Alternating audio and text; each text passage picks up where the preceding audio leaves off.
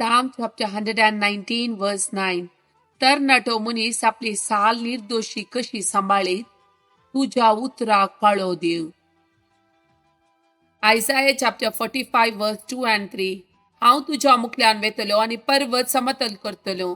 हांव काशाची दाराची पूड करतलो आणि लोंकडाचे आडांबे मोडून उडयतलो. हांव तुका गुपीत दिरवी आनी लिपोवन दवरलेली संपत्ती दितलो. हे परी हांव सोरेस्पोर म्हूण तुका कळीत जातले. तुका नांवान उलो मारता तो इस्रायेलाचो देव हांवूच म्हूण तूं वळखतलोय.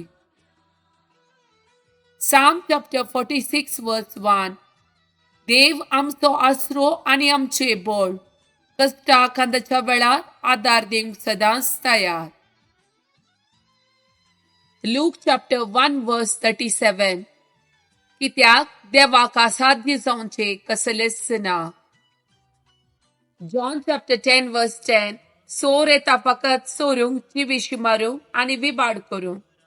हांव आयला तांकां जिवीत मेळो म्हूण, बरोवन वमतोंच्या मापान ते मेळो म्हूण. Jeremiah chapter 29 verse 11. वोय तुमचे बसोत म्हज्या मनात कसल्यो येवजणी आसात म्हूण हांव खरेंच जाणा. तुमच्या हिता पासोत न्हय, तुमच्या केस्ते पासोत केल्ल्यो येवजण्यो. बरवशान भरलेलो पुडार तुमकां दिवचे खातीर केल्ल्यो येवजण्यो.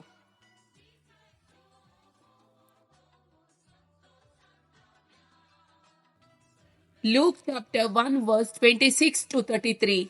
6व्या महिन्यात देवान गब्रिएल दूता गलिलेच्या नजरेत नावाच्या एका शहरांतले एका औंकारीसरशी पाठयलो.